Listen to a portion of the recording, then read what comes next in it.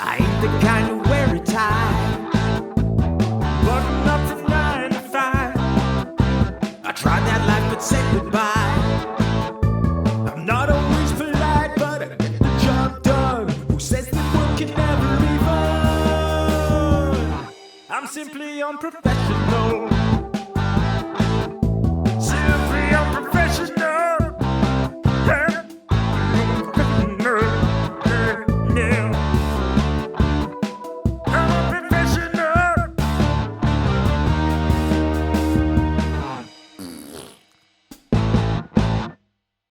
Good evening, everybody. Welcome back to another episode of Simply Unprofessional. Tonight, I am your host, Rob, and with me I have Anthony. Hello, I'm Anthony.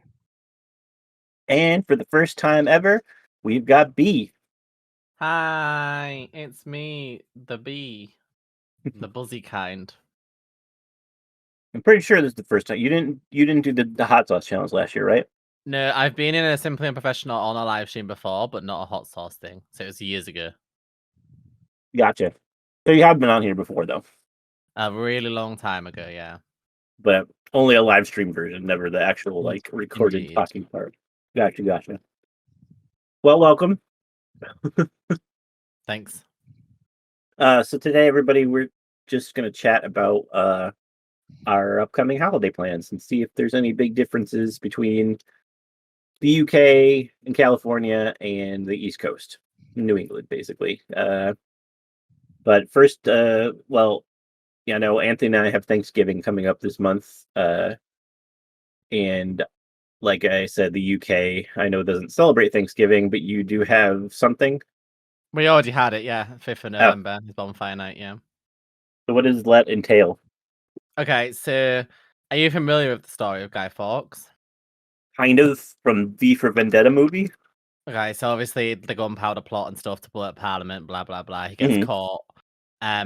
The holiday itself, bonfire night, is actually celebrating that he was caught and tortured, Well, rather than managing to blow up Parliament.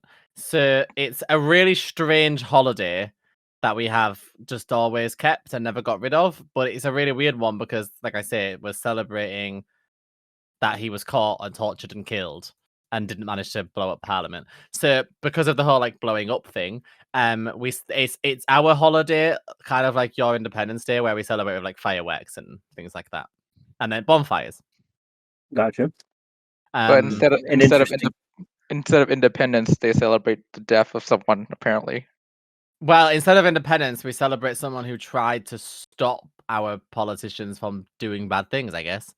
okay. So, but when I say our politicians from doing bad things, I mean it's kind of the opposite of freedom, really. We're kind of celebrating that we were not made free by not killing the people in Parliament. Because I think the whole point is that the king was going to be there or something at the time. So essentially, it was meant to free the country of that particular king. I don't know. It's really complicated, and I haven't read about it or thought about it in a long time because in my family, we just don't bother. When I was a kid, we'd go and watch the fireworks shows or buy a spackler or something, or But people will make giant straw versions of Guy Fawkes, make it look like him, and then put it on top of the bonfire and then set it on fire and burn him alive as a straw version, obviously. But it's kind of it's a really weird holiday. It's a really strange holiday. But yeah, we do that. So yeah, it's a thing. It's an interesting thing to celebrate. I feel like that's kind of like if America had not won the Revolutionary War and we were still controlled by England, celebrating the defeat. It'd be like, yay, we're still oppressed by England, yay! Yeah, and then setting on fire the leaders of the rebellion, right. Yeah. I was kind of comparing it to 9/11. If we stopped 9/11, we were like, all right, they failed, let's celebrate. I was like, all right. Yeah, it's kind of I mean, again, essentially, we're celebrating that we stopped the terrorist attack. Except the terrorist attack probably would have been beneficial to the people, but they were considered traitors, of course. So, does the UK celebrate Halloween? I always thought no, but this is a complicated question. Some people do. It's not as big as it is in America. People go trick or treating and sometimes have parties and sometimes decorate. But my where I lived in the town, out of like, I don't know, for every like 10 houses, maybe 2 were accepting trick-or-treaters or like letting Ah. people. Like you have to, when you on Halloween night, people just only go to the houses that have decorations on the outside of their house. Because like most people are not going to do it. So it's not a big deal like it is in America. Like Halloween is not a huge thing here. And in fact, because most primary schools in the UK, like which is elementary school to you, are like Church of England schools, even though we're a very not religious country and being in a Church of England school doesn't really actually mean anything other than the fact that you might do some prayers. They're not allowed to celebrate Halloween, obviously, because it's considered like a pagan holiday. So Okay. we don't talk about it or teach it at school. So Interesting. it's definitely more exciting to you than it is to us. How about Rob? Are you still excited about Halloween, or did that like stop after, I don't know, you stopped trick or treating? No, I love Halloween. It's my favorite holiday. Really? You and my sister. My sister loves Halloween, but I don't know. Rob does That's a why- massive celebratory charity stream Yeah, for Halloween, you dumber. That doesn't. I don't know. That didn't know that he liked it that much. oh yeah. Oh, okay. Did you guys give out candy? Cringe. Oh no, Webby. people don't come here. Oh, okay. I would if they did, but they don't. You know, a scary man with a baseball bat lives there. Hmm. Well, 'cause, like you guys also live out in the woods, kind of, right? Yeah, we're very rural and we're at a dead end street, so no one comes down here. I feel like if someone knocked and like went trick or treating, you guys are probably like, what? I think you guys might be more shocked than anything. Probably. Plus, that would set Matilda off like crazy. Like whoever was at the door would just get. Oh yeah. Fair enough. I just So want when's to eat. Thanksgiving? For the U.S. it's on is it the last Thursday or second to last Thursday? It's the Third Thursday third of the Thursday. Yeah, yeah. so it moves around. Oh God. Yeah. Right. I think wait, hold up. I could be getting my information wrong, but I think one of the reasons why we have Thanksgiving is because like someone kept like writing letters to one of our presidents way back, saying like we need like a wholesome, holiday or whatever between the Christmas and something, and so they're like, all right, we'll do Thanksgiving. Hmm. But I could be wrong. It's not really wholesome, is it? Like really, the message that you're sending. Well, they wanted basically okay, I don't know about everyone else, but we like for my family, we just use Thanksgiving as an excuse to get together, sit down, and eat. So that's the wholesome that I'm thinking about. Not the whole like the pilgrims and whatnot, but like the whole get out of work, get out of school. Everyone like drives or flies to meet their family. We sit down, we eat, and that kind of wholesomeness. I'm just looking forward for food. That's all. I'm waiting for that weekend so I can get food. It's the fourth Thursday of every November. Okay, cool. God, you guys just can't make your mind up with these things, can you? It is one of the weird holidays. Like, is it Veterans Day or Memorial Day? One of the days. It's not always on the same day. It changes or something. Well, Easter is one. For one thing, like all the religious people, they're like, okay, well, Jesus' birthday is the 25th, but the day he died moves around constantly because it's like the second. Sometimes it's even in March instead of April because it's like so many Sundays after the first of the year. So. Oh yeah. Yeah, we do the whole Easter thing, and obviously Easter changes. By the way, we get 2 weeks off school during Easter too. Jeez. And also, and we also do Shrove Tuesday as well. And we eat pancakes on Shrove Tuesday. It's Pancake Day for some reason. I don't even know what Shrove Tuesday is. I know Ash Wednesday, but what? It's a Christian thing. It's the day before Ash Wednesday. Well, I'm not. I don't think. I don't think it's more a Catholic thing. My family is Protestant, so it's not a Catholic thing. Well, then my family just never did it. I only know Ash Wednesday because other people told me about it. Like I've never done it. It's Anglican, Lutherans, Methodists, and Roman Catholics. So Anglican is Protestant, though. It's just our version of Protestant. Like England is. Well, it was Protestant. Our country is at a rapid decline of religiosism. in comparison to your country much more rapidly. And it's so weird to us as British people. Like when I was learning more about America growing up and met like people online, just realizing how religious some people are and how much religion affects your country and how it comes into your politics and stuff. It's just so weird because my It country is. is not religious.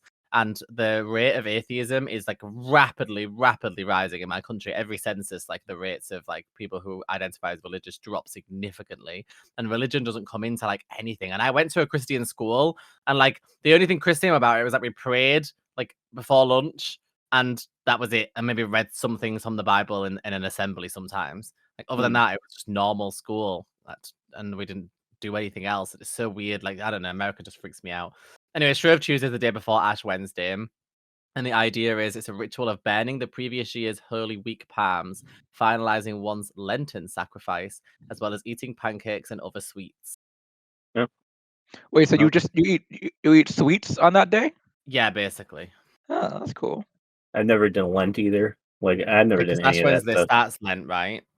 I have no I- idea. I Yeah, think Ash it is, Wednesday is yeah. the first day for Lent, and the whole point of Shrove Tuesday is to indulge before beginning Lent Oh, on Ash Wednesday, that makes sense. Okay. which is why you give up your indulgences.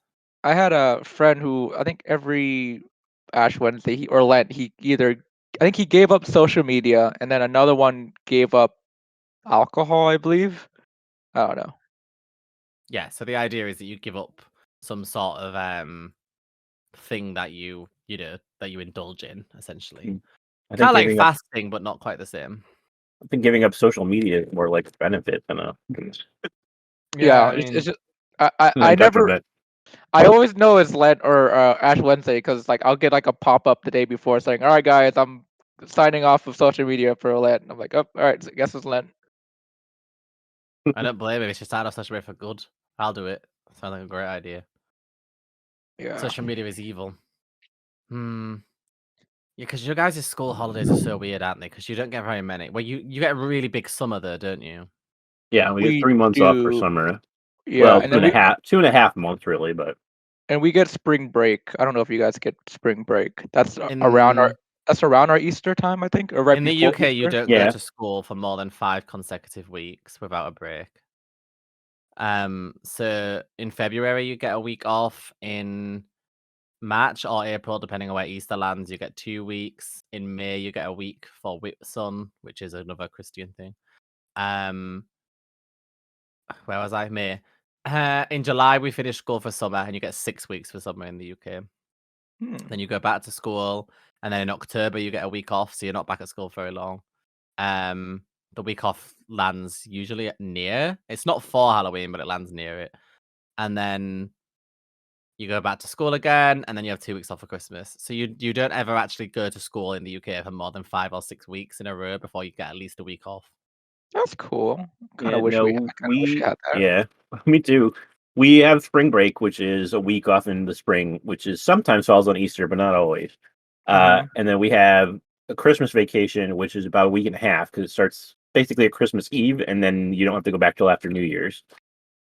Yep. And then we have summer, and that's it. But like there'll be like little mini days off for federal holidays like President's Day and Memorial Day and stuff like that. But those are only Yeah. single days. We have What- those too, in addition to those holidays. Ours are called bank holidays, and we have them in Oh addition yeah. to those week holidays, like those weeks of things off. But statistically speaking, we do go to school more days per year than Americans do. Still, we still go to school more than you, just because of that giant summer that you get. Oh, that makes sense. Yeah, we have Thanksgiving Day, and some people get the Friday after Thanksgiving. Like for me, I get off work Thursday and Friday. Just Mhm. I think it's because I'm not sure why. Either because the day after Thanksgiving is Black Friday, and they want people to go shop, or they know people are typically like drive to meet family on Thanksgiving, so they want that day after to like have time to drive back home. I My think job, we used to only get Thanksgiving Day and Christmas Day off, and that was it. Every other day of the year, we were open, no matter what it was holiday. We were open on Easter. We were open on everything. Yeah, my old job was weird in that the company would close, but since I worked in IT and that company provided 24/7 365 support, they were like, "All right, everyone's closed except for IT. You guys got to work." I'm like, "Oh, okay." In the UK, everybody who's a full-time employee is by law entitled to 5.5 weeks of annual leave, fully paid. So can't Yeah, beat it. America's shitty, so yeah. Yeah, well, I mean, I would get paid vacation depending on how long I was there for, but like they only closed the stores on Thanksgiving and Christmas. So like I could take like a week off if I wanted to paid, but if I didn't choose to, the only days that they gave people off every year were Thanksgiving and Christmas. How long do you actually get? How long do like for your? You don't have a federal requirement, do you, for annual leave? So like it's based on how long you work there for normally, isn't it? It's not. That's not the case here. You work Yeah, somewhere it's full based time, on you the should get it. company, like the company, how generous they are. Mine was pretty generous. I think the last year I worked there, I was up to like 10 weeks. So I could take basically a summer vacation, 2 months and 2 weeks off. Wow. But That's a lot. I worked there for like almost 20 years. Well, I was over 20 years actually. That's why. So every year, like I would get more and more each year. Mhm. I will say that because of COVID, I have like saved up a lot of vacation time because I didn't go anywhere. Do they let you carry it over? For my job, they do as long as it's not past a certain. I have a maximum limit, and if I go over that limit, then it doesn't cover. It doesn't go over. Or it doesn't roll over. So like, but I'm nowhere near that limit. The limit's like I don't know, 600 hours or something. Mine would let you carry over 4 weeks at most. But still, like every year, it would expand what I could get that year. So I could carry over 4 weeks from the previous year. But Yeah, I had a coworker who's pretty much been working for like 20, 30 years. And so he had so much saved up vacation that he basically took every Friday off because he had to use it, otherwise he'd lose it. So mhm, every Friday he's just like, oh nope, I'm gone. I'm like, oh, okay. In the UK, that's pretty standard practice because it doesn't carry over. Everybody is obviously required by law to be given 5.5 weeks of the leave. So normally, when it's coming towards the year, if you haven't used yours yet, your employer starts going, "Hey, you should take a week off so that you could use it." Like they're mhm, quite nice. They'll say to you, "Listen, you've got like 2 weeks left that you still haven't taken off, and you don't get to keep it, so you might want to take it off." Hmm. gotcha. So Rob, you and Webby have any plans for Thanksgiving, or you guys going to visit family? I'm going to visit my family. I told him he was welcome to come. He hasn't really decided yet, but he probably won't. Okay. But he's welcome to come because he's like, well, what are you gonna do with the dog? I'm like, it's only one day. She'll be fine. We let her out before we leave, and then as soon as we get back, she'll be fine. But You're gonna be yeah, my driving family does the on a big. Wednesday? Hmm? You're driving on Wednesday? That's like the worst day to travel out of like the whole year. Yeah, I'll drive on Thursday Oh, okay, that makes sense. on Thanksgiving itself, down to on Thanksgiving and back on Thanksgiving. Where does your family live again? Connecticut. It's about a Oh, okay, 3-hour drive, so that's not six too bad. hours round trip. Yeah, I think either my brother and my sister and I are gonna drive up to our family's house. Either, you know what, we might do the Thanksgiving morning. We'll just wake up early. It's also 3 hours, 3.5 hours. We'll probably just wake up early, just drive on Thursday. Mm. I But I love think that the we think that that's a ridiculously long trip, and there's no way you would catch someone doing that on the day in the UK. Yeah, I there was one time when I was at university. I still hate driving, but especially in university. So I was supposed to take the train from Northern California to Southern California, and I left for the train station on Wednesday, and I went up to like the teller or whatever. I'm like, hey, which side is the train coming? My left or right? He's like, go to the left. It'll be here in like 10 minutes or whatever. I'm like, all right, cool. I go there, I sit there, I wait, and like the train, no train on my side comes, but a train behind me comes and goes. And then like I go knock on the teller. I'm like, hey, the train didn't come. It's like, oh, oops, sorry, you're supposed to take the one on the other side. I'm like, what? This is the day before Thanksgiving. You can't just say oops. They're like, well, let me see if I can find another train for you. And like he checks. He's like, oh, they're all booked up. We can't. The next train is Thursday morning or at like 5 in the morning. I'm like, all right, fine. I'll have to take that. I guess I have no choice. So that was annoying. I would actually You prefer know, it if there were a train or something I could take. I have to drive. It's like, ugh. Oh I yeah, prefer driving. I hate taking the train. I don't mind the train. You just sit down. Well, as long as there's no one around me. But yeah, you just sit down, put on headphones or whatever, and just go. Trains are everywhere in the UK. They could take you to literally everywhere in the whole country. So like it's pretty standard and normal for us to take trains, but they're quite expensive because they're privatized companies. And so most people will try to avoid taking the train if they can. I hate the train. I Oh, hate everything about it. I get a migraine when I'm on them. I just hate them. I thought or sorry, not UK, Like- but like European trains were the train system was supposed to be pretty good and The not train that system's expensive. good, like it's across the whole country, similar to the rest of Europe. But in the UK, the trains used to be nationalized, but they became privatized in like the 70s, and since then they've just been ridiculously expensive. Ah, okay. Yeah. I mean, technically, I could take a train back to close to get to my parents. Somebody could just come and pick me up because it'd be like basically a 20-minute trip for them. But the only there's no direct train, so it wouldn't be 3 hours. I'd have to go basically 3 hours to Boston, and then from Boston to my parents' house would be like another 5 hours. So it becomes an 8-hour trip, and so it's a 16-hour round trip at that point. It's just like, oh god. Yeah. That defines the point a bit.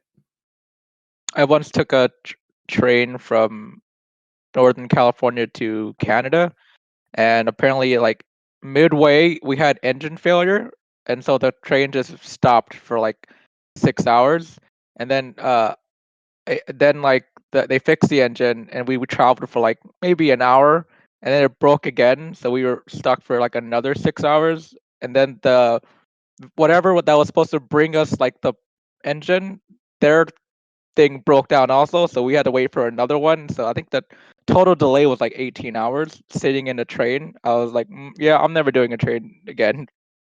I'd rather drive personally. I like to drive anyway. My country's not as big as yours, but I do prefer to drive in general. I just find driving easier. It gives me anxiety. I hate driving. You know, I really love driving, but when I first started learning to drive, I'm assuming you already know this, but in the UK, everybody drives manual cars and not automatics. Like automatics are quite rare. So when I was learning to drive, I used to get really, really stressed because manual cars make me feel like uber stressed. And I gave up learning to drive very quickly because I just hated it so much until I was like a working adult and then I could buy my own car. And I specifically bought an electric car because they're all automatic and not manual. And then I learned to drive in an automatic instead, and I just find it so easy. I just find driving in an automatic, like, just to be a breeze. So to hear that, like, Americans, when they're like, "I hate driving, it's so stressful," I'm like, "Really? It's such a breeze in an automatic, and you all drive automatic? You're fine." Well, for me, it's I care too much about what other people think. So if I'm driving, like, and switching lanes, I'm like, oh, am I cutting this person off, or are they Oh my not paying? god, I am just like that. It doesn't irritate me, but I am just like that. Yeah, it scares me, and it's not so much like I'm afraid of my driving. I'm afraid of other people's driving, and them being bad drivers. So yeah, I try to drive as little as possible. I'm one of those people as well who doesn't like parallel parking because I don't like making the person behind me wait while I do it. Oh yeah, Like, you same. know, like on the side of a road, I hate Yeah, parking at the side because I I don't want will. the person behind me to wait. I will purposely drive like further away just to make sure no one. I do I'm the not. same thing. I do not want to inconvenience anyone or have anyone yell at me or get mad at me. So I'm like, if it's regarding parking or switching lanes or like making a turn, I'm like, oh, I guess I missed this turn. I'll just drive another 20 minutes to I make the do turn. that. I loop around. Sometimes I'll be like driving down and I'm like, I need to park here. If I absolutely cannot park anywhere else, I need to park here. I'll drive round again and like loop back around in a full circle just to wait until there's nobody behind me to park Yeah, because I just get so I've done stressed. that. I've done that. That's why I don't like. My car's too long, right? My old car before, if you want to Google it, it was a Renault Zoe. It's spelled like Renault and then Zoe. It was really small, right? And that's pretty normal UK size car. I now have a Tesla Model 3, and that's like a sedan. You know, like the long. I'm sure you see a Tesla before you live in California. Yeah. Oh wow, this is small. Yeah, so I went from a small, like a little hatchback to a sedan, and it's long. I mean, the Teslas have like sensors everywhere and cameras everywhere, so like it's not super hard. But because I'm too scared to scratch my wheel or something, especially because it's obviously, you know, they're not cheap cars, I'm relatively scared of scratching it. So I do everything really extra slowly, and I just think everyone's gonna get so annoyed. They're gonna start honking me. They're gonna get irritated. They're gonna start like putting their arms up in the air, and I'll see them, and then I'll feel bad, and I get really stressed about it. My family will be in the car saying to me, "Just do it, just do it, just park. You're fine, you're fine." And then that stresses me out because they're telling me it's fine, while I'm panicking about someone being behind me at the same time as trying not to scratch my wheel, and then just suddenly it becomes a massive experience I just don't need. Yep. That's like my thought process every time I get behind a wheel. That's why When I'm I like, go shopping like for groceries in my local town, there's you can either choose to park down the main street, which is all parallel parking side streets. It's really common in the UK to parallel park. We've got, not got a very big country. The roads are quite small and quite tight. In the UK, by the way, our road standards, like the requirements of how wide they have to be, and I don't know if you know, I don't know if America has this, but we have like minimum standards, as in the parking spaces have to be so many meters wide, so many meters long, and the roads have to be so many meters wide, and so on. But they haven't been updated since the 1970s. Cars are a lot bigger now than they were in the 1970s. So obviously, parking spaces and stuff. My car, because it's long, hangs over pretty much all of them. Just literally it doesn't go like the sides are fine, but the end it just hangs right over. And I'm so scared all the time someone's gonna drive around and smash into it. But parking it in such tight spaces is such a nightmare because in my local town where I most commonly will go grocery shopping, it's where my dentist is, it's where my doctor's surgery is, like all the useful things are all in this one place. And you have to park down a side like on the street, and it's on the right as well. Obviously, we drive on the left. So you've got to cross over the lane and then park on the right side, right?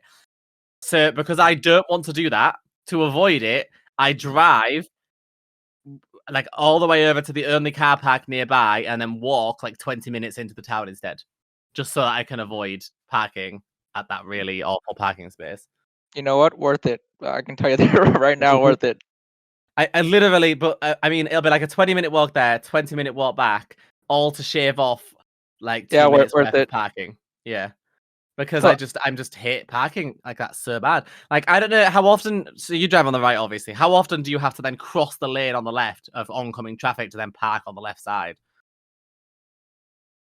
I've done it a few times, but it's not a common occurrence. We typically have a lot of either parking lots or just park on the curb that you're at. We don't typically have to cross, but I've done it occasionally. But Yeah, like if you have something on the other side, usually you would just park on whatever side you're on and then walk across the street. Right. But they or they'll have a turnaround usually somewhere where you can turn around and get on that side, park over there. see, this is why I like bikes. I love biking around instead because then I don't have to worry about. So the university I went to is like one of the biggest in the U.S. in a way. It's like bike centric cities, and so everyone in that city biked. And all the bike lanes were like always well maintained and everything and distinguishable. So there's a lot of bike routes. So it was very easy for me to get around biking. And so like I remember when I moved down to the Southern California, my brother's like, "Oh yeah, that so and so. It's not that place is not that far. It's only like 20 minutes." I'm like, "20 minutes? How is that not far? I could bike there in like 5. How is this like? I don't know. I had to readjust my perspective when I moved down here. But yeah, like when I'm here, I would like if I need groceries or whatever, I would just bike there. I don't care if it takes me like an hour as opposed to driving there because I just prefer to bike there. I It's fine. recognize this is not helpful for like the podcast because they can't see it, but this is the actual street. I live in like a really classic historical British town. I'll put it in the general chat. This is the actual street. It's fine. Simply Unprofessional has a tradition of Yeah, having visual cues on the audio podcast. I was gonna say like there have been many times where you guys have been showing pictures of them. I'm like, what the hell are they talking about? Well, yeah, what we're showing is right now small. is a very small street where it's so geez. tight that they've had to make it one way because you can't drive on the other side. Obviously, there's no I will space. I will say that is like one of the more stereotypical British pictures. You got a flag on the right, and then like you just got like narrow streets, like you said. But yeah. Yeah, because I live in like a really rural town, so it's very old and not very modern. So you have to drive down there and then park on that right side where those cars are. And as you can see, a lot of them are hanging over the edge because they're not, the cars are too big to fit. Yeah, I can see that. And then the shops are down the street, all the way down on each side. So you've got to like park, and so I don't. I park somewhere else and walk there instead. I'm gonna delete that just because it's actually where I live. I like But- I like how the pole is painted in British colors too. I saw that. Yeah, I wasn't sure. Well- I was like, is that also a flag That's or not that's common. just? Normally they're black or white, but I think that was because people turning into the corner are more likely to see that with the bright colors. I think, so that you don't smash into it. Because like I said, the roads are so tight. Sometimes it can be really difficult to get around some of them. It can be quite a squeeze, especially with a larger car. But do remember that, like in the UK, we don't tend to drive like American cars. Americans tend to drive like you have a lot of pickups, you have a lot of like SUVs, stuff like that. Those are quite rare for us. Only big families buy like SUVs and stuff. Everybody else drives like the hatchback style cars, like I showed you, smaller. Because we're in a smaller place, in a smaller country, with smaller roads. So most of us drive smaller cars. I was just reading about too that like a lot of people in the UK don't even drive at all. No. That was the problem with this new registering to vote thing because you have to have an ID, but most younger people don't even have licenses because they don't drive. Yeah, we don't have like some countries have like a national ID thing, right? Like I know in Iris's country, for example, everybody has to have an ID and you have to have it on you all the time, even in public places, because the police are allowed to ask you for it at any time in that country. So you have to have it with you all the time. In the UK, we don't have like a national ID thing. It's just accepted that any ID you want to use, we either use our passport or we use our driver's license. Now, if you're not someone who drives and you're not someone who goes on holiday, so you don't have a passport either, well, then you don't have an ID. So we have a system for this in the UK for most things in order to prove your identity. If you don't have one of those two things, you'll normally provide your birth certificate in addition to a utility bill to show where you live and a letter from your employer confirming who you are.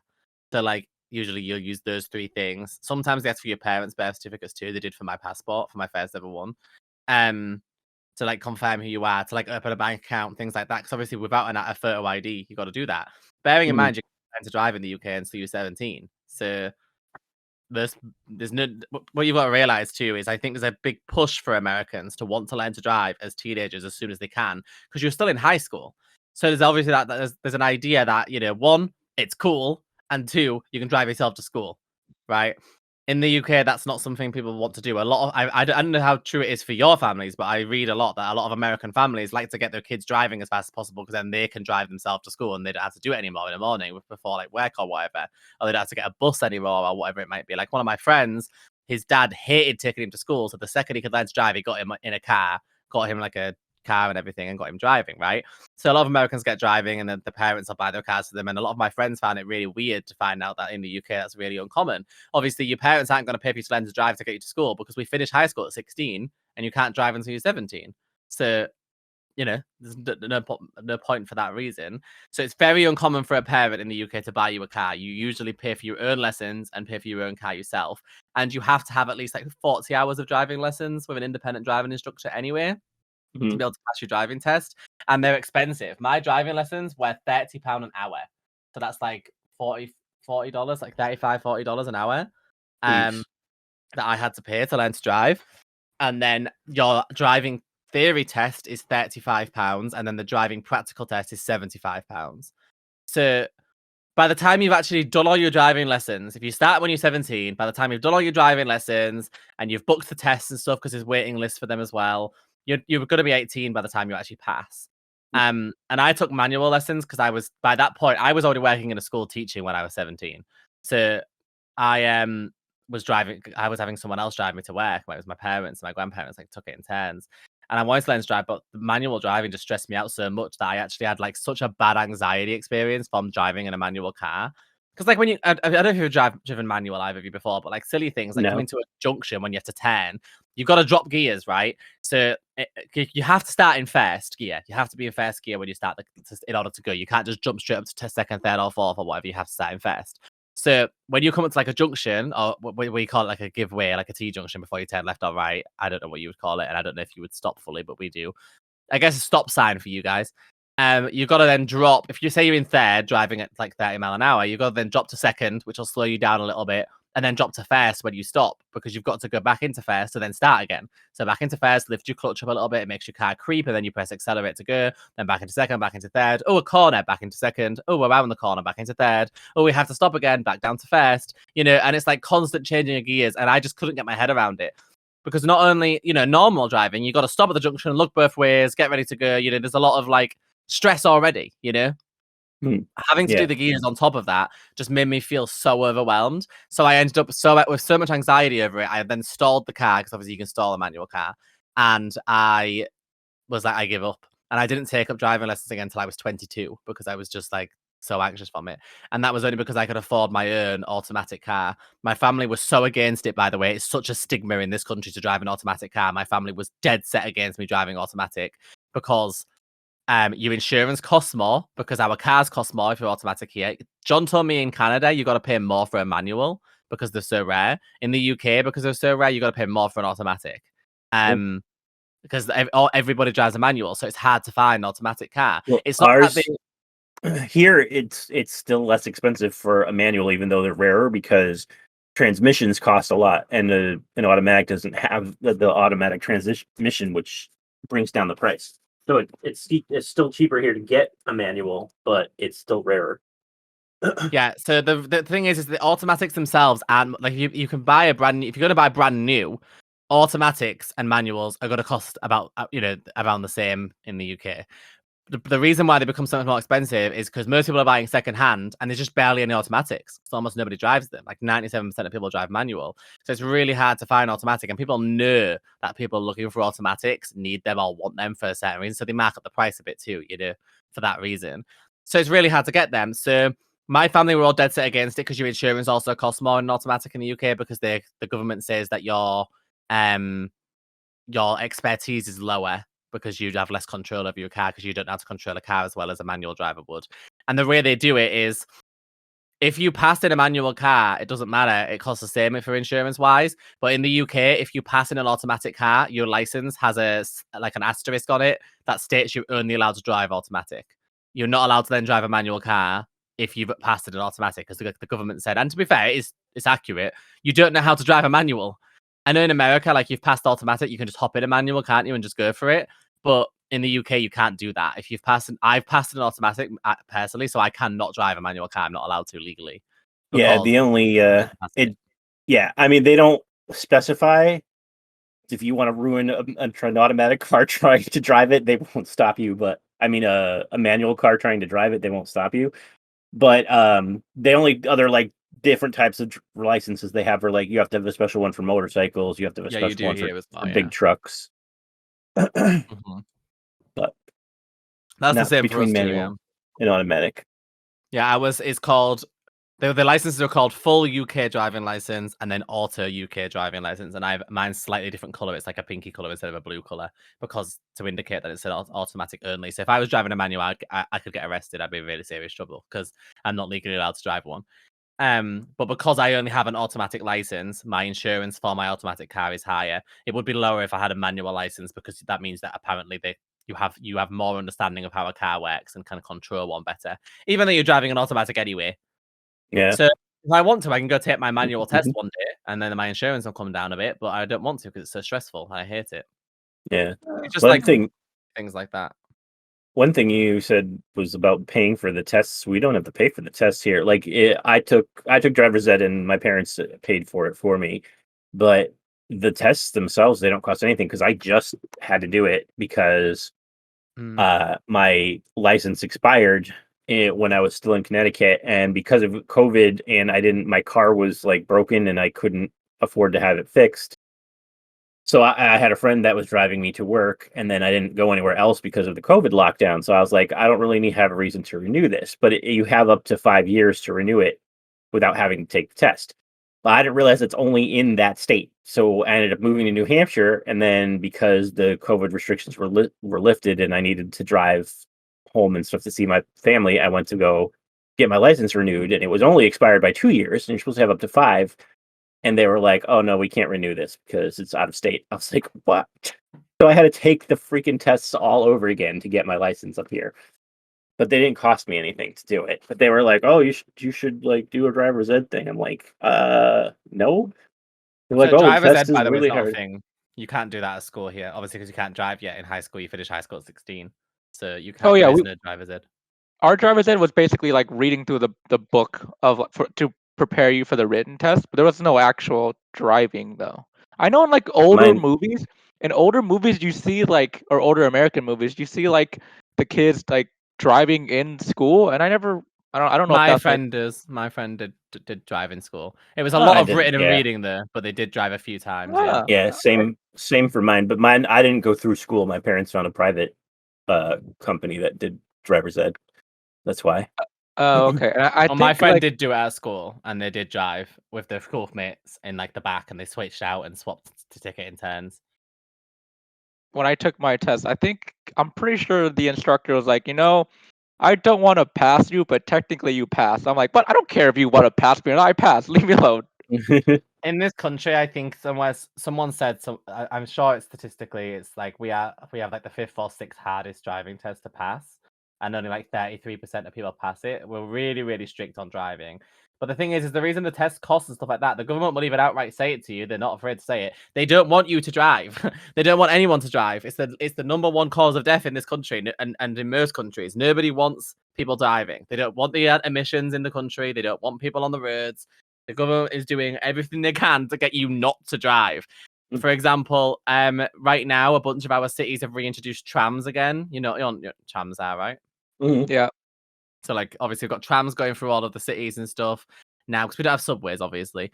We do. Obviously, there's a subway in London, the Underground, but that's the only city in the country that has a subway. So they've started putting trams in again, and now we have this new thing. London's had this for a while, but they're now putting in all the major cities. They're called LEZs, low emission zones, which is your car has to emit under a certain amount of emissions, otherwise you get fined if you drive within the city barrier, within the radius that's set.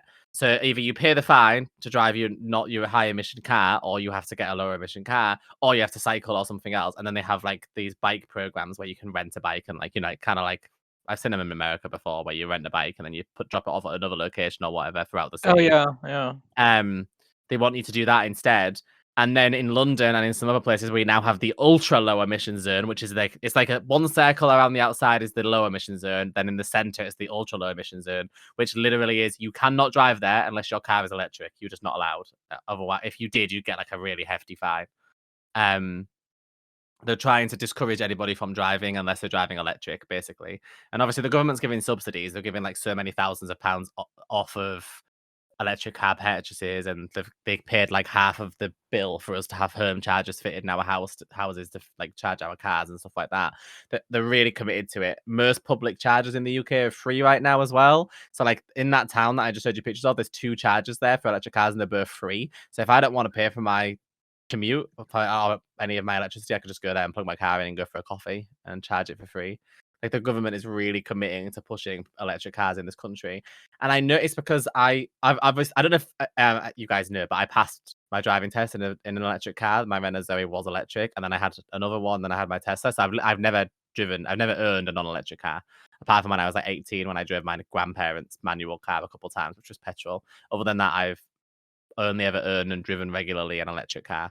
I did that, by the way, on purpose because 1, environment, and 2, because like I said, my family were really resistant to me driving automatic because they in this country for some reason there's like a stigma against it. So I sort of tricked them. I bought the car myself, my own money, but I didn't tell them that electrics are all automatic. So they assumed I was getting a manual one, and when it came, they were like, "That's not manual," and I was like, "Yeah, you can't get a manual electric car."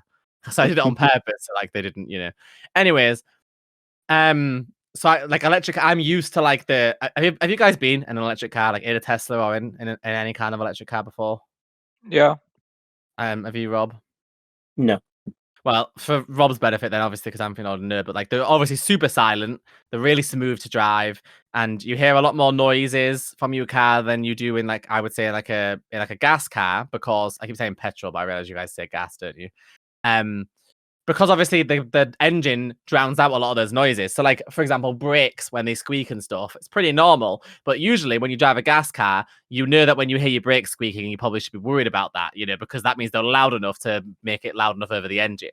But they already do that. You just can't normally hear it. So in an electric car, you do obviously hear it. So I think that sometimes I get worried a bit more driving an electric car because you can hear noises easier, like croaks and groans and things like that your car does. But you become attuned to them. I think now if I had to drive like a gas car, I'd probably panic. I don't know how to pump gas. I've never done it before, so I've never needed to. So I think I'd panic, and also like I'd know how much gas costs, especially in my country, and like I don't want to deal with that. My like actual cost to run my car is virtually nothing because it's electricity, and even with like the current cost of living crisis with the energy prices in this country, it still costs me barely anything. I did 150-mile, so it's 300-mile round trip a few weeks ago, and it only cost me £20, which is like what, $30, Mhm. $28. It's like obviously much more economical to drive electric. So I can't imagine what it's like pumping gas and paying all that money for gas cars and stuff all the time. It's a lot. Yeah, so Yep. It's a I lot feel of like money. a lot of people really think that this is something I've learned from driving electrics. This was the point I was trying to make earlier, but I got sidetracked. I'm in a lot of the Reddit forums for electric cars, especially like the Model 3 forum and stuff like that. And I read on there that comparison between British and American experiences, and you guys have such a huge chunk of people that are really resistant to electric cars, don't you? That are like really angrily yelling about like how terrible they are and that it's like a really bad idea to switch, and especially It's like the big truck drivers, isn't it? Like that are really like against it. They're just really dead set against electric cars, and it's so weird. there's a half of our country is very against it because they don't really believe in global warming or stuff like that, so they typically I don't know they care. were yelling like it's like your work if you drive an electric car. And I was like, what they call work and what we call work are two different things. You can tell like it's just rednecks yelling, isn't it? But like, Yeah, I have I find it relatives so that are funny. I have relatives that are kind of like that. They're just like, oh, I'm gonna be dead. I don't care if the planet burns. I'm like, yeah, what? But don't you have kids? It's like, yeah, but they'll Yeah, who take it. you should They'll care be fine. about. My family is we care about our own. We don't care about anything else. It's not the Yeah, greatest, but kind of hard to. the thing I find the most hilarious, in my opinion, is that you guys seem to have this, and you might not know this in particular, but the amount of Teslas that get defaced in America is crazy. When I'm on the Reddit, almost every day there's a post that comes up of some new person defacing a Tesla. Like this guy, the video last night was just this woman, and she was like in a pickup truck, and obviously Teslas record, don't they? Like they have Sentry mode, they record what's happening around them if someone comes near them. And on these video clips, this woman comes up, she puts her groceries, like clearly like she's like your classic Southern American, you can tell. She puts all of her shopping and groceries inside of her pickup truck, closes her truck, then just rams the car, lets go of it, just flings it at the Tesla, and then gets in her car and drives off. On purpose, just purposely rams the side of the Tesla with it. And I was reading the comments, and they were like, yeah, that's pretty standard. This happens all the time. Yeah, Like a person like scraped their metal bracelet along the side of one. Another person threw a rock through the window. Like, why are you guys so angry about Teslas? okay. I've never heard of that, and that's probably because I live in California, which is a very liberal state, so we don't typically see a lot of that. If you're like maybe in like the southern countries or something like that, that might happen a lot more often. But I don't see that in California that much. We're hippies. Yeah, well, in California, I feel like it's probably a lot easier, isn't it, to live with stuff like that. But people said that like people just think that Teslas are like the workest, like the most leftist, liberal, like Democrat example of stuff like that. You have to be like super leftist to drive one or whatever, so they just deface them, and I'm just like, it's insane. I would actually be afraid to drive mine, knowing that people do that. It's really You, weird. it was kind of similar when Priuses came out. I don't the hybrid cars. Like Right. when Priuses came out, there was a lot of like discrimination against Prius people. Like, oh my god, I can't believe you're driving a Prius. Are you some kind of hippie or something like that? But then that kind of died down because everyone started slightly going towards hybrid and stuff. But yeah, I can see Mhm. that now. I've been looking at them, and I'll have to send you guys some later, but some of it's like just so insane to me. Just like people doing all sorts of like crazy stuff to each other's cars. And I was reading it and I was like, are y'all all right? It's like, No, we're what's not all going right. on what is going on in your country? Mm. I think you all need a hug. Like, I don't know, it's really weird. That's why I like bikes. But although I had two of my bikes stolen, but still, I would still rather replace like a cheap bike than have to pay a lot of money to fix a car. So I always think as well, I like sometimes watch the videos of people doing stuff on the highways in America, and I'm like, your highways are so big, and yet so many people still seem to drive like morons. You got all that space, and you're still an idiot. yeah, yeah, Yeah. never I'm never really surprised. Again, like I'm not really afraid of my driving. I'm afraid of other people's driving around me. Like I feel like they might be not be paying attention or they're doing something stupid. So yeah. I know that a lot of you guys get your cars wrapped and stuff too, don't you? I don't. I don't think. Wait, what? Do we? Well, yeah, Rob? when on the Reddit, people get their Teslas wrapped a lot. Like a heck of a lot of Teslas get wrapped. I know my Um, cousin got his windows tinted, but I don't know about a wrap, but I know he tinted his windows, but yeah. Yeah, that's another thing that you guys do, tinted windows. So wrapping your car is really hard in the UK because you have to pay a hefty admin fee to get the DVSA and DVLA, which is like DMV for you. Mhm. To change the registration of what color your car is and stuff. So it's like really complicated, and some insurance companies won't insure you if you have your car wrapped, even if it's just like protection film, like in like anything like that, they won't like insure it. And also tinted windows, the law in the UK is like really, really light, so it's almost like no point in having it done. Like the limit that you're allowed is so light that usually manufacturers have already put it on anyway. Yeah, we have a limit too, but I know one of my cousins just disregards it and basically just drives around A with it. lot of So, people do have I've read on the Reddit. I mean, yeah. look, I sent a clip of one of the videos. This guy hit and runs it. This happens a lot because I've noticed that a lot of Americans say that because I think they live in like Florida and stuff that they get hit and runs a lot, but they can't do anything about it because they don't have a front plate. And I'm like, why do some of you states not require a front plate on your car? Yeah, some of our states are weird. I know some people would say California is weird, which I agree, but yeah, I don't know. Do you require a front plate on in both your states?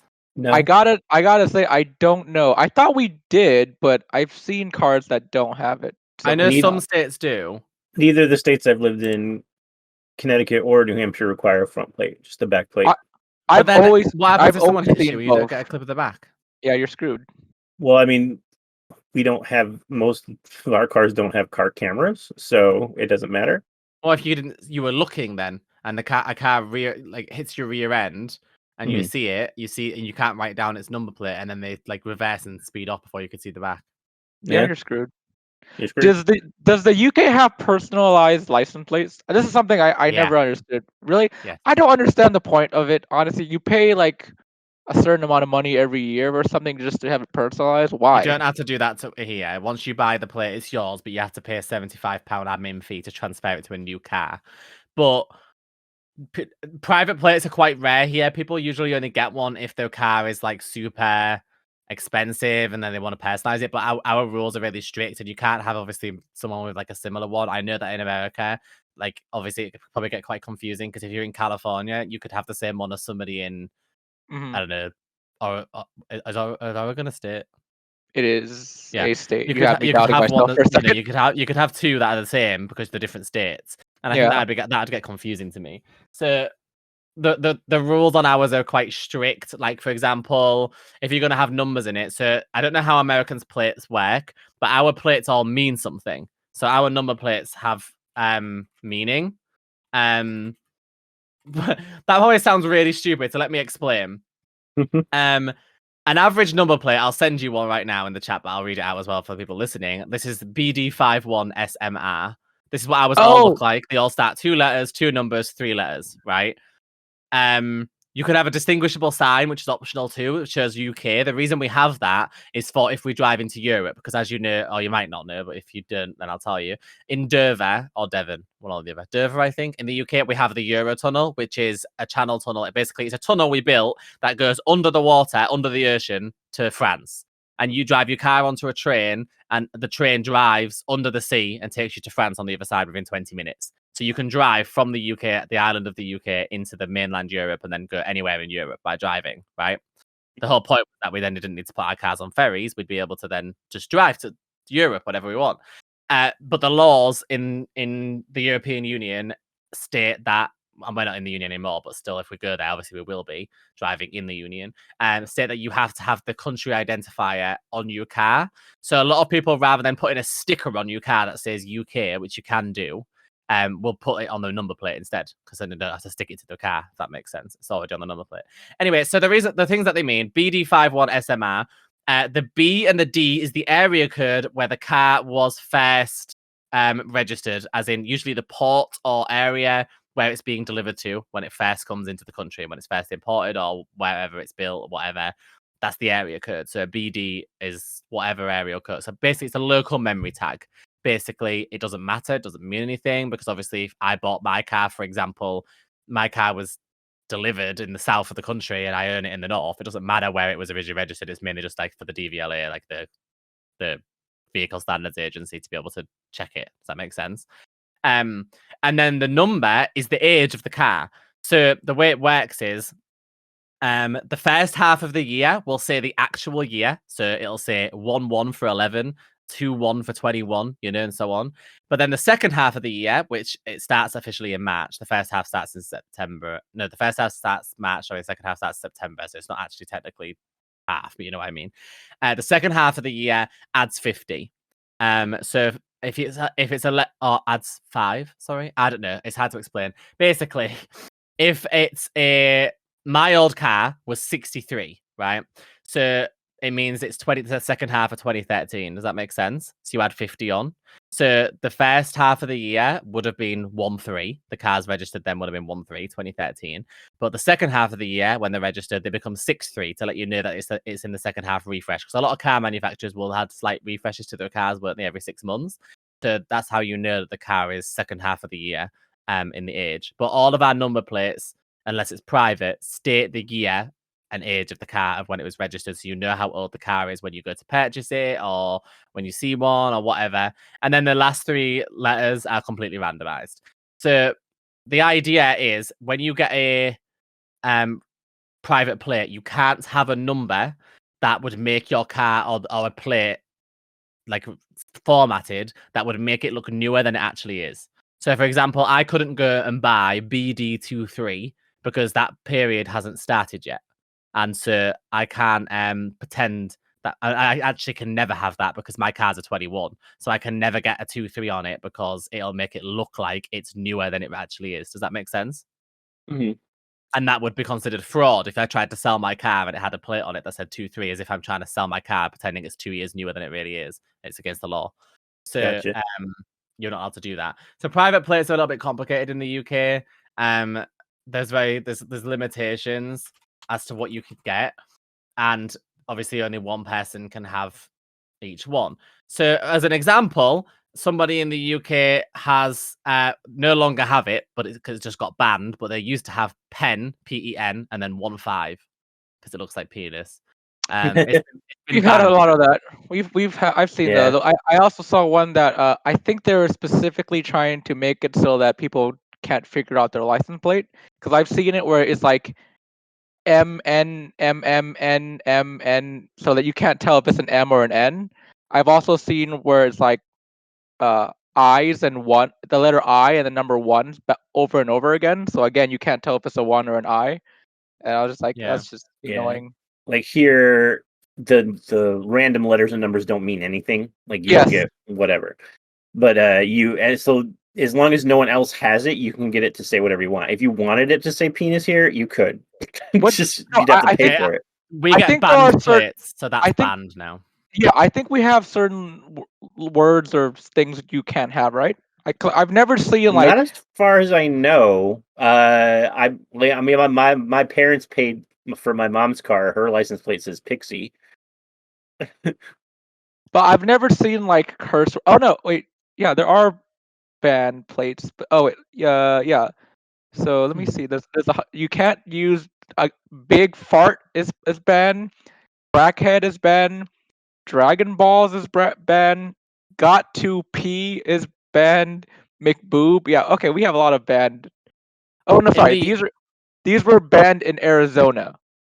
Oh. And I guess Interesting. certain states have certain things they ban. So in Colorado, you are not allowed to use the plate boy toy, eat poo, fat butt, I am nude, or porn star. All right. Yeah. Okay.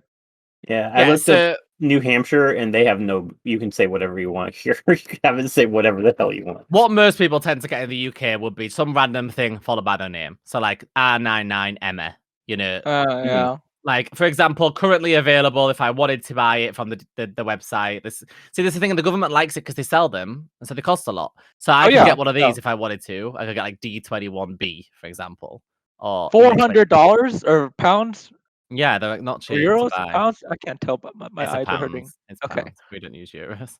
Why is the Um, one E20 so much more expensive than everything else? Because it's a Because younger people car. think so. If it sounds nicer or seems cooler, it costs more. And for whatever E20 is easier to say than E21 or E22, and so because it sounds cooler and looks shorter, or just looks fancier in general, it costs more.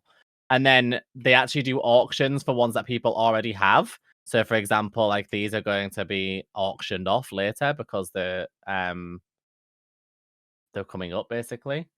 And then when you buy one, it will say, for example, like I'll show you this. It says here, this registration can only be assigned to a vehicle that was registered as new on or after the 1st of August 1986, because you're not allowed to make it look newer. In that first one, if that you could say change that second I to a P, it would say BIPP. That would be great. Do you know what? Actually, I need to see if I can get that. That would be hilarious. I wonder if that's actually available. I'm searching now to find out if that's available. It's not coming. It's not. It's not coming up. But that's funny. I like that. Wow, that's so stupid. So you also get other things too. Like they'll allow you to buy like certain ones of certain numbers for only a certain period of time, so that you can get them for your car that's currently new, so it can seem like it's the right age and things like that. It's really stupid.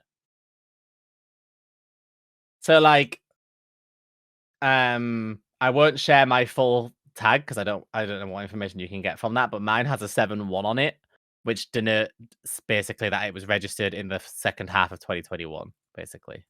Because my car was registered December 2021. These things are useful too in the UK because we have something called MOT, which is a yearly inspection you have to have on your car by law, and if it fails it, you're not allowed to drive it anymore until it's fixed. And it's like very, very strict. Like the government is very strict on the quality of cars on the roads, and MOTs, you have to pass them. If you don't pass it, you're not allowed to drive your car until it's fixed, and a very strict criteria. But when your car is new, you don't have to have one for the first 3 years. So like they need to know the age of cars for these reasons without having to like look it up all the time. I think that's we have something like that. It's called the smog check. You have to get that checked every year, I think. And if it doesn't pass, then I think it's for the environment. I'm not really sure. An MOT, MOT we call it emissions here. Okay, yeah, an so MOT it's like is everything though. It's not just that. They check like your seatbelts, they check your brakes, they check everything. If even one thing isn't working as it should, it will fail. Yeah, the government doesn't care if you die. It's fine for us. I've seen like videos of Americans driving around in a car that's like falling to pieces. Yeah, I've seen that. Yeah, you don't even have to wear your seatbelt here in New Hampshire, which crossing the border, wait, I was like, what?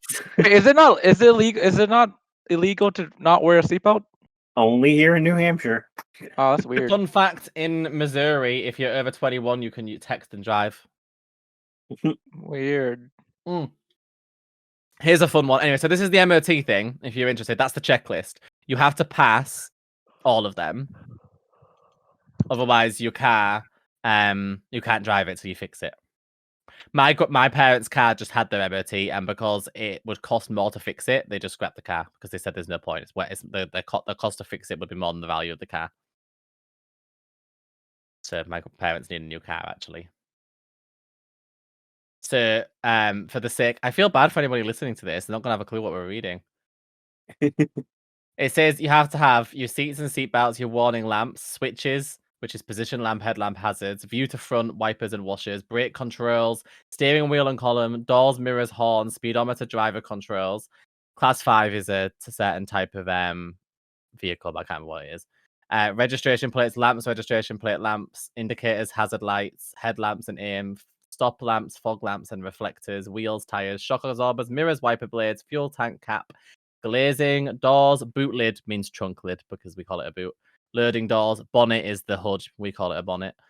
Turbines, general condition of body, vehicle structure, braking systems, exhaust systems, fuel system, speed limiter if applicable, steering and power steering components, suspension components, and then finally steering, including power steering, drive shafts, suspension, shock absorbers, wheel bearings, wheels and tires, brake systems and mechanical components, exhaust system, and fuel tank, structure, general vehicle condition.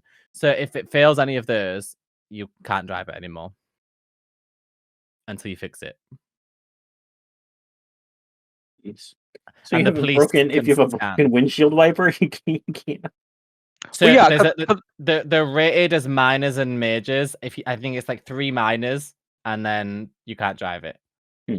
You got It's others been- fixed, so they'll be like considered minors. But then there's like the It's- major ones where you get one, you can't use it anymore. It's been raining here for the past like 3 days, and I noticed that my wiper it's working, but like the rubber part of it is kind of loose, so it doesn't clean like as well. So would that mean I failed that part of it then? You'd get a minor, yeah. You'd get a minor. Oh, okay. So you would need to get it sorted out. The minors will only count as well for one MOT. So if you haven't had it fixed by the next one, then it'll become a major. No, I'm just gonna bike. Screw that. Yeah, so it's complicated, but it just helps keep people safe. So that's good, right? No, yeah, I agree. I was just thinking about something that's different here to there, and I can't remember what it was, but I was thinking about it, and I thought it would be the registration plates. Do yours have specific colors, like a law on what color your registration plate has to be? Are you talking? I think License she's. plate, you mean? Yeah, we call it a registration plate. No. Well, no, because they have each state has their own like color, but you can also get like changed. Like you can get ones with like forest backgrounds, and like you could get whatever you want basically. So you for the probably plate itself. noticed from the screenshots that I was sending that aren't like that. They're all Yours the are same. just yellow or white. Well, yeah. because the front one has to be white and the back one has to be yellow.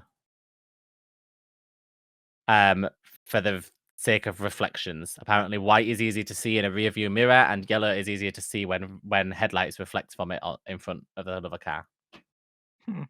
So, yeah, you have to have them in those colors. You can't change it. The font has to be exactly the right size. All of them have to look and be the exact same size. So it's very, very, very strict.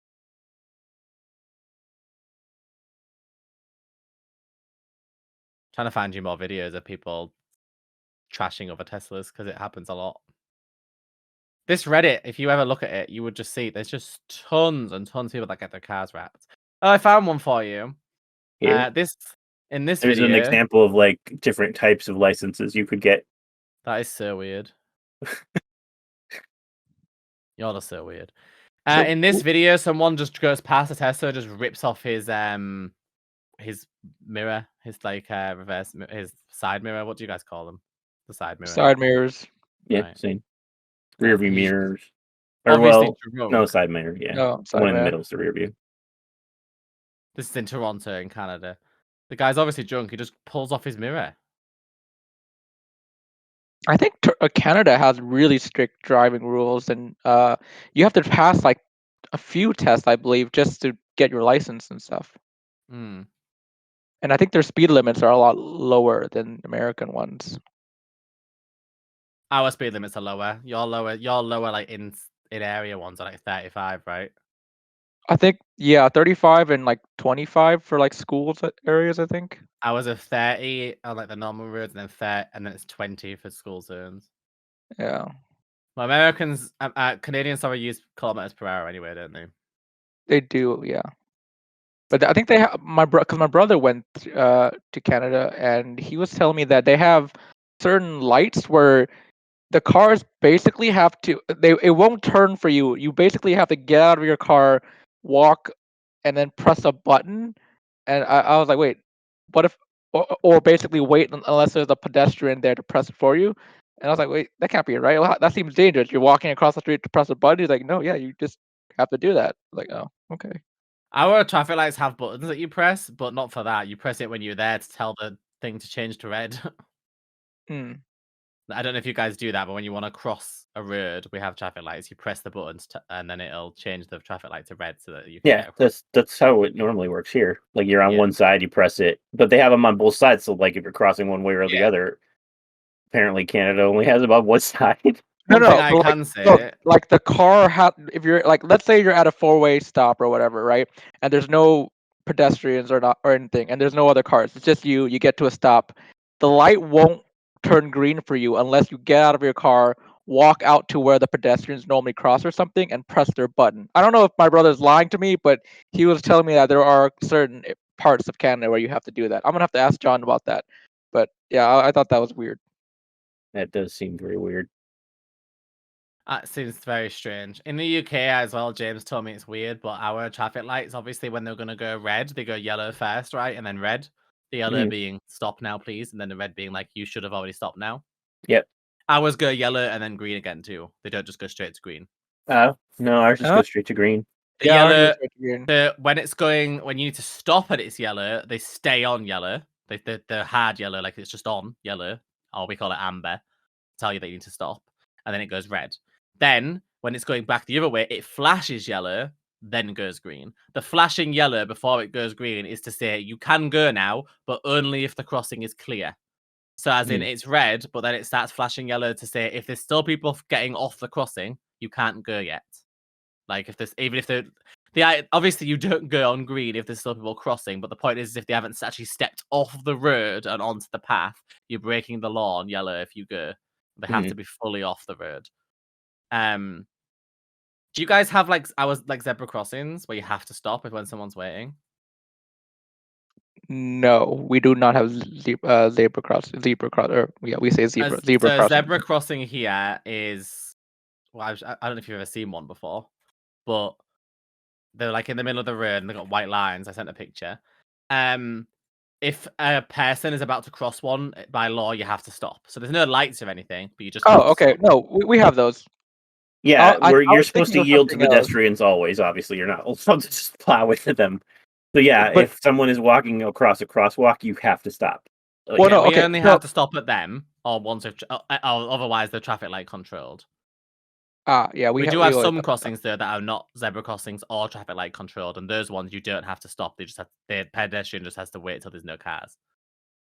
Yeah, most of ours ones like that, the zebra crossings, most of them have the press buttons where you can turn the light to red. There's a couple that don't, but it's just known you're supposed to stop if there are people obviously crossing. All right. Like even if people are crossing illegally, you're still supposed to stop. Like, cause even if you hit them and they were crossing illegally, it would still be your fault or not. Yeah, pedestrians always have the right of way in the States. I really want to try driving in America just to see what it's like driving on the other side of the road.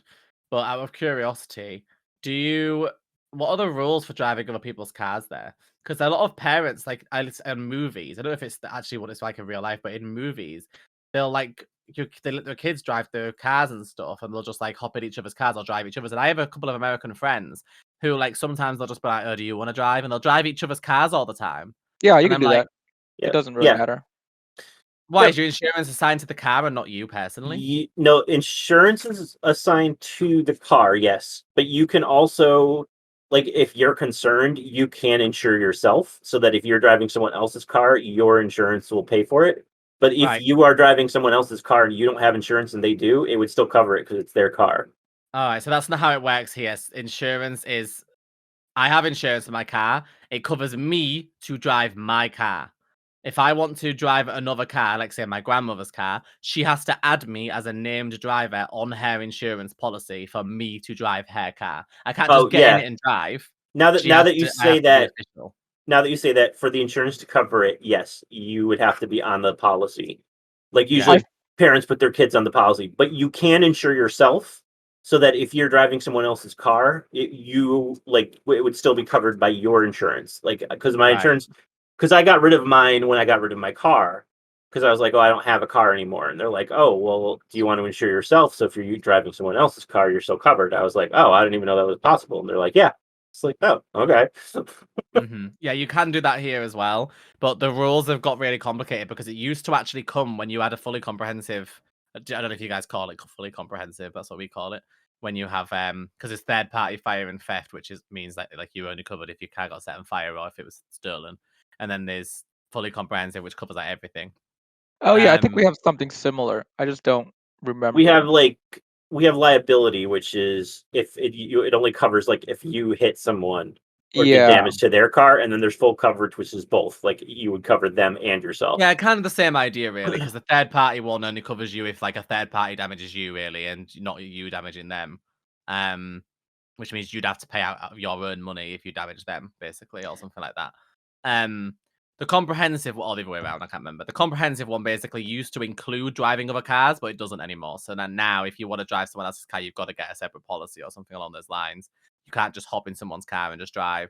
And it's complicated too, obviously, because it gets more expensive the more people you add. So a lot of us don't bother. We don't want to add each other to it because it's expensive, but it does actually cause a problem in like situations like right now, for example. I just mentioned my parents' car is broken. So they have no car now. So I'm having to drive them to work. I can't then let them drive. I won't let them drive my car anyway. I could let my dad drive my car because I'm a young driver and I've only been driving since May this year. It actually made my insurance policy cheaper to have his name on it as well as mine, even though I'm the primary holder. Having him listed because he's been driving so many years actually brought my policy price down a little bit. Not much, but a little bit. So he can drive my car. I just don't let him because I don't want anyone else to drive my car. But like, it's proven quite inconvenient because my grandparents have 2 cars, but they work at the same place. The reason why they take 2 cars is because my nana finishes like an hour before my granddad, so she'll drive home, so he doesn't have to wait for her. Because they retire next year anyway, so when they retire, they're just going to go down to 1 car. So obviously, it makes more sense for him to borrow her car, and they'll just drive in 1 and just have that extra hour inconvenience just while my dad's waiting to get a new car.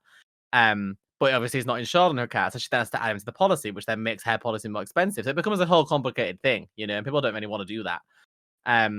It just becomes more frustrating than it's worth, I think. And it's difficult because a lot of people obviously finance cars, don't they, where you get like a loan agreement and you pay it monthly or whatever.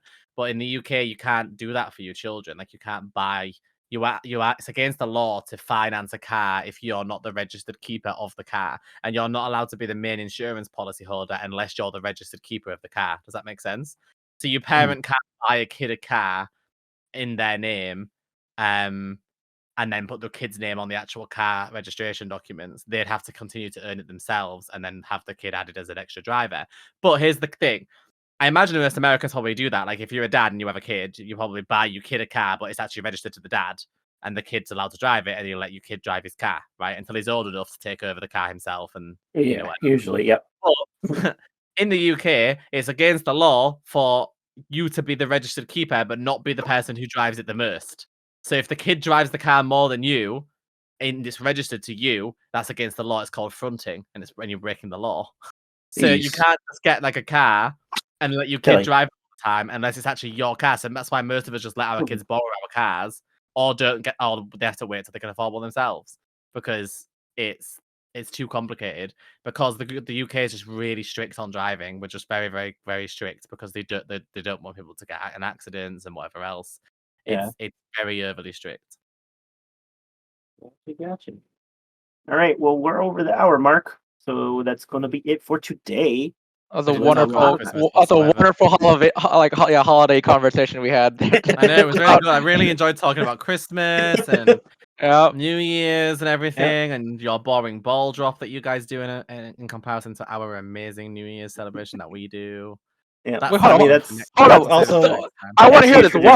What's the difference between the UK New Year's and American New Year's? What do you guys do? Oh my god, ours is so spectacular. I'll send it to you after this recording's done.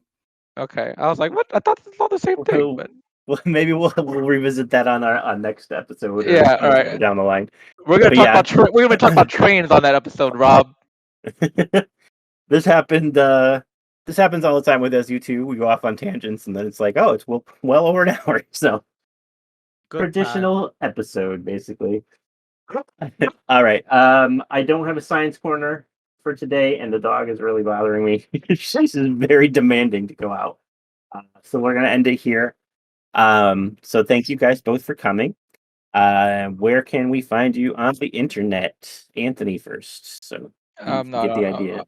I'm not on the internet, so you can go straight to Bea. Okay. Well, you can find me on Twitter at Confessor_X and on Twitch at twitch.tv/ConfessorX. And Bea, where can people find you? YouTube.com/Beaplaysrblx. There you go. Yay. She also has an Instagram. if you want to find her on there. Yeah. All right. And so we have a tradition, B, of the first time person joining the show. At the end, if I don't make you say it, Webby will have me flogged. So you have to say, fuck Booster Gold. But I don't like to swear because it's bad for my brand image. Well, then bleep it out. Screw Booster Gold. Are you gonna bleep it out in editing? Is that what you're saying? No, just say bleep instead, I guess. Bleep you, Booster Gold. There you go. Alrighty. Well, thank you, everybody. And we will catch you next time on Simply Unprofessional. I ain't the kind to wear a tie. And we're out. So That makes me sound like such a child, but like I'm working with a company right now, and they made me sign a contract that actually states that they can terminate my partnership with them if they oh boy. Wait, even past recordings or something? I think that well, there's a